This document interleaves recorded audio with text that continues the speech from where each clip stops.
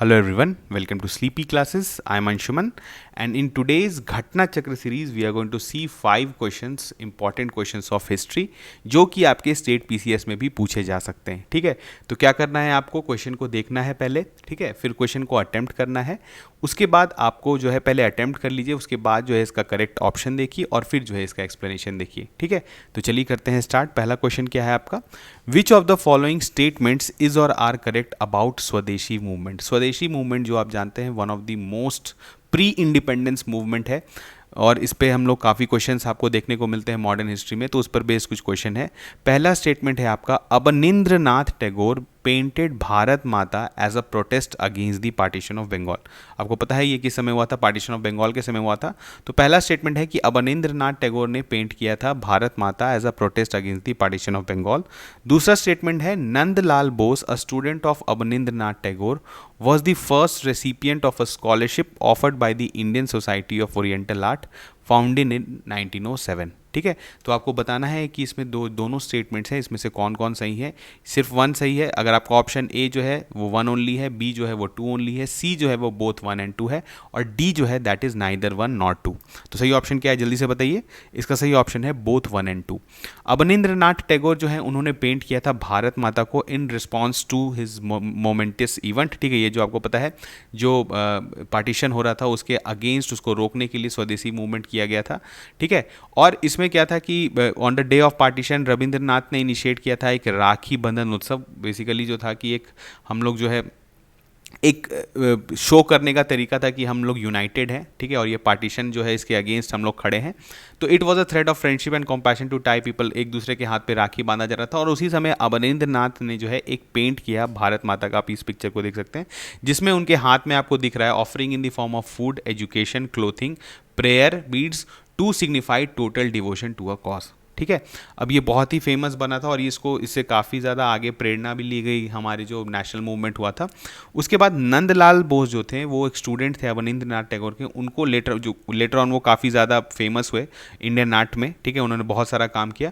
उनको एक scholarship offer किया गया था, किसके द्वारा, Indian society of oriental art, उसी समय कब, 1907 में। ठीक है, स्वदेशी मूवमेंट के थोड़े दिन बाद है, तो ये जो है आपको ऑफर किया गया था। और जो है ये बहुत ही मतलब इंपॉर्टेंट फिगर है हमारे, अगर आप बोलेंगे pre independence art and culture में। ठीक है, चलिए बढ़ते हैं आगे। Next question, which of the following organisations are correctly matched with their leaders. देखिए, अब लेफ्ट साइड कुछ ऑर्गेनाइजेशन है, राइट साइड कुछ लीडर्स हैं, तो आपको बताना है कि इसमें कौन से ऑर्गेनाइजेशंस जो है वो करेक्टली मैच्ड हैं विद देयर लीडर्स। पहला ऑप्शन है आपका द ईस्ट इंडिया एसोसिएशन, इसके सामने है दादा भाई नौरोजी।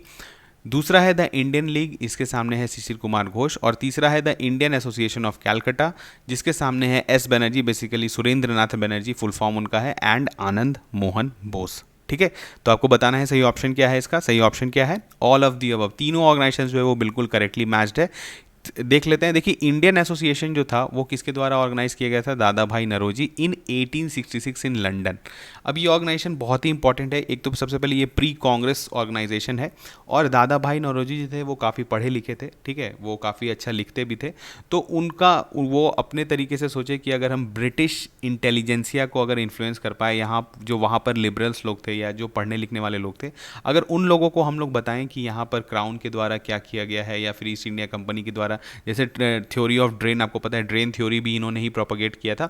तो अगर ये सारे चीज़ हम वहाँ के लोगों को बताते हो तो वहाँ के लोग का एक सिंपैथी जो है वो इंडियन पीपल की तरफ जगेगा। तो इसके लिए उन्होंने एक ऑर्गेनाइजेशन लंदन में फॉर्म किया था जिसका नाम था ईस्ट इंडिया एसोसिएशन। ठीक है, और वहाँ पर बेसिकली वहाँ के लेजिस्लेटर्स जो थे, वहाँ की जो ब्रिटिश जो पार्लियामेंट थी उसको भी इन्फ्लुएंस करने के लिए ये ऑर्गेनाइजेशन काम करती थी।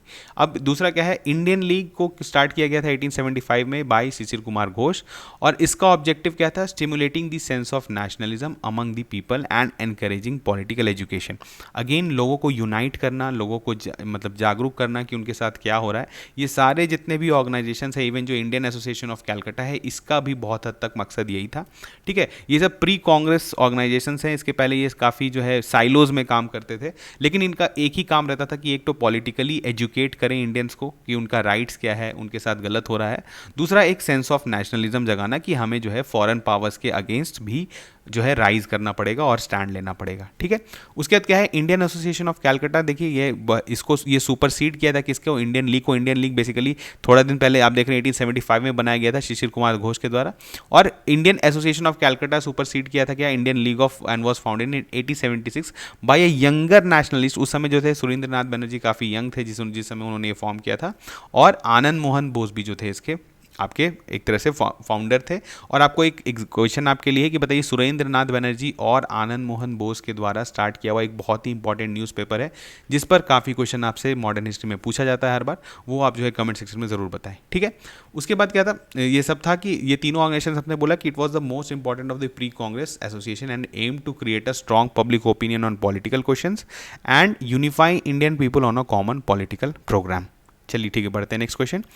We have the evidence of which of the following crops from the Harappan civilisation. आपको बताना है कि ये जो क्रॉप्स दिए हुए हैं इनमें से किसका किसका एविडेंस जो है वो हरप्पन सिविलाइजेशन में मिला है। पहला ऑप्शन है आपका जो पहला है दैट इज व्हीट, दूसरा है कॉटन, तीसरा है राइस। ठीक है, तो आपको बताना है सही ऑप्शन। इसका सही ऑप्शन क्या है, ऑल ऑफ दी अबव। तीनों का जो है वो ट्रेसेस जो है वो हरप्पन सिविलाइजेशन में मिला है। कहाँ कहाँ मिला है देख लीजिए।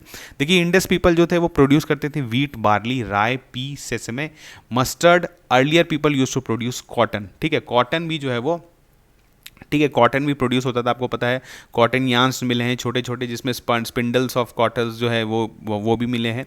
ठीक है, तो काफ़ी अच्छा क्लोथ्स भी वो बनाते हैं, तो इसी कारण कॉटन तो है डेफिनेटली प्रोड्यूस हुआ है। उसके बाद क्या है, piece of woven cloth as 1800 मतलब 1800 BC के समय मिला था। और पीपल ऑफ लोथल जो है, लोथल आपको पता है इज अगेन आपको पता है वेरी इंपॉर्टेंट हरप्पन साइट। वहाँ पर क्या ग्री हुआ था, राइस, वहाँ पर राइस का ट्रेस जो है मिला था। And remain of which have been found embedded in pottery. The Indus people produced wheat, barley, rye, आपको तो बोला ही गया। और मोहिंजोदारो में भी मिला है। तो remains of which have been founded in form of husk embedded in pottery. ठीक है, तो ये सारे चीज़ों का ट्रेस जो है वो हरप्पन सिविलाइजेशन में मिला है। चलिए बढ़ते हैं आगे। Welby commission is famous in modern Indian history for which of the following reasons. ठीक है, तो आपको बताना है वेल्बी कमीशन जो है वो किसके लिए फॉर्म किया गया था और किस लिए ये फेमस है। पहला ऑप्शन है आपका एजुकेशनल रिफॉर्म्स, बी है relation between British crown and Indian princely states, C है पुलिस रिफॉर्म्स और डी है to inquire into the drain theory. तो आपको सही ऑप्शन बताना है। इसका सही ऑप्शन है to inquire into drain theory. इसके बारे में देखते हैं। देखिए यहाँ पर क्या है कि वेल्बी जो है जो फॉर्म किया गया था ये बेसिकली इससे फॉर्म किया गया था कि दादा भाई नरोजी जो है उस समय उनका एक फेमस बुक आया था poverty and un British rule in India, जिसमें उन्होंने बताया था अबाउट ड्रेन थ्योरी। तो ये काफ़ी जो है फेमस हो गया ये बुक। ये बुक क्या शो कर रहा था, India's wealth was going away to England in the form of बहुत हाई सैलरीज जो हम लोग पे करते थे। ठीक है, मतलब जो गवर्नमेंट जो है पे करती थी अपने एम्प्लॉयज़ को, सेविंग्स जो है वो अपना बाहर भेज देते थे, पेंशंस बाहर भेज रहे थे, payment to British troop in India हो रहा था और प्रॉफिट ऑफ ब्रिटिश कंपनीज जो है वो सारी तरह से एक तरह से वेल्थ जो है वो इंडिया का वो यूके को शिफ्ट हो रहा था। तो ये सारा चीज़ जो है उन्होंने बुक में बताया था। तो अब इसके लिए because of the same British government was force, इसका इतना ज़्यादा इन्फ्लुएंस हो गया था इस बुक का कि British government was force to appoint the Welby commission with Dadabhai as the first Indian as its member to inquire into the matter. ठीक है, यानी दादा भाई को भी इसका जो है एक मेंबर बनाया गया था इस कमेटी का टू लुक इनटू कि ये कितनी बात इसमें कितनी सच है कि जो है इंडिया से जो है वो वेल्थ ड्रेन करके यूके में पहुंचा दिया गया है। ठीक है, चलिए बढ़ते हैं next question. Lomas Rishi caves are associated with which religion या सेक्ट। आपको बताना है। लोमस ऋषि अगेन बहुत ही ईजी क्वेश्चन है और बहुत फेमस क्वेश्चन है। तो फर्स्ट है आपका बुद्धिज्म, बी है जैनिज्म, सी है चारवाका और डी है आजीविका। ठीक है, आजीविक लिखा है दैट इज और इनको आजीविका जैसा भी बोला जाता है। तो सही ऑप्शन क्या है, इसका सही ऑप्शन है ऑप्शन डी आजीविका ही। तो लोमस ऋषि कहाँ है आपका, also known as grotto of Lomas Rishi is a sacred architectural feature located in Barabar hills या बराबर केव्स आपको पता है and Nagarjuni hills of Jahanabad district in Indian state of Bihar. Bihar में है ये लोमस ऋषि के, बहुत ही फेमस टूरिस्ट स्पॉट भी है ये। ठीक है, और ये कैसा है, it's a rock cut cave was carved out as a sanctuary type का है। अंदर जाके यहाँ पे लोग पहले रुकते थे। अब इनके बारे में थोड़ा जान लेते हैं कि ये कब बना था। तो it was built during the Ashokan period of the Mauryan empire in the 3rd century BCE as a part of sacred architecture of the Ajivikas. ठीक है, आजीविकाज को के लिए ये बनाया गया था। Ajivikas were founded in the 5th century BC। ये सेक्ट जो फॉर्म हुआ था कब हुआ था, 5th century BC by Makkhali Gosala. ठीक है, अब क्या है देखिए आजीविका स्कूल जो है इसका क्या, इसके फिलॉसफी क्या है। तो आजीविका school is known for its नियति फेट डॉक्ट्रिन। ठीक है, जो भी किस्मत में होगा वो मिल जाता है, दिस इज कॉल्ड आजीविका। तो वो बिलीव करते थे कि जो भी फेट में होगा वो मिल जाएगा। Doctrine of absolute determinism, the premise that there is no free will, that everything that has happened is happening and will happen is entirely pre ordained and a function of cosmic principles. ठीक है, तो ये मतलब मानते थे कि जो भी लिखा हुआ है किस्मत में वो होगा, और ये अपना लाइफ जो है वो सिर्फ घूमते घूमते जो है वो बिताते थे। ठीक है, तो ये कौन सा सेक्ट था? इट इज आजीविका सेक्ट। तो यहाँ पे हमने 5 क्वेश्चंस देखा। इसी तरह से जो है हम लोग घटना चक्र में इंपॉर्टेंट क्वेश्चन जो है वो आपके लिए कवर करते रहेंगे। ठीक है, तो चलिए मिलते हैं नेक्स्ट लेक्चर में, तब तक थैंक यू।